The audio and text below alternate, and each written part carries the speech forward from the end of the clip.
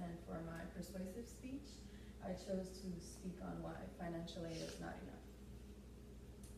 When you think of college, you just think of the money you're gonna spend on tuition, on books, room and board, that type of thing, but there's so many more expenses that people don't really think about. So that's why I believe that college students should get a monthly government check to help with their expenses. It'll be measured kind of how financial aid is measured. So like they take into account the money that your family makes, if you live with your family, all of that. And also you must maintain a 3.0 GPA or higher. So like every month your GPA will be like measured, and if it's up to there, then you can get the monthly check. If not, then you don't get it for that month. Us college students need money for food, gas, and other expenses like rent and some necessary electronics for college and etc. When most college students, they hold jobs, and in between balancing their job and class time and studying and all of that, they don't really have time to go grocery shopping and plan out their meals. So they choose to settle for more expensive routes, like going out, like to eat. And yeah, and for lunch, usually when you're on campus, you can eat breakfast at your house, or you can eat dinner at your house, but lunch, usually you have to eat on campus. And assuming that they eat on campus, let's say 4 days a week, $10 a day, that's already $160 a month, which when it all adds up, it goes to $800 per semester.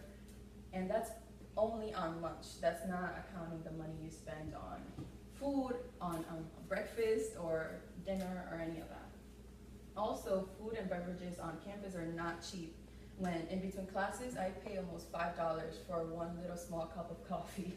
That's not even how much you pay at Starbucks, but I don't know. And like I said, that's only on lunch.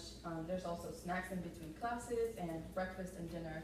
Let's suppose that you work right after class. You're not gonna have time to go back to your house, prepare a meal, eat it, get ready for work, and leave for work. So you usually just get ready at school or something, eat something on the way, and go straight to work, which is more money that you're spending.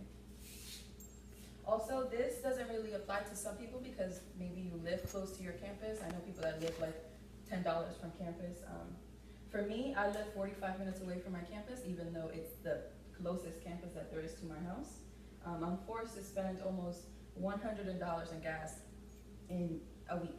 That's only in a week. Others may live even farther, and I know people that spend more time actually going to class to make it to campus than they do sitting in their classes. So some choose not to go, especially if like those couple of days that week they're having problems with money, they're not gonna waste the money on gas, so they choose just to not go to class. Also, there's the fact that some professors cancel class out of nowhere, like no advance, nothing, they just cancel.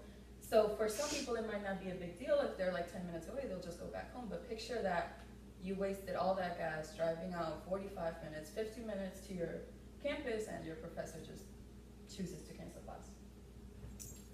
Also, there's the fact that some students have it out different than others.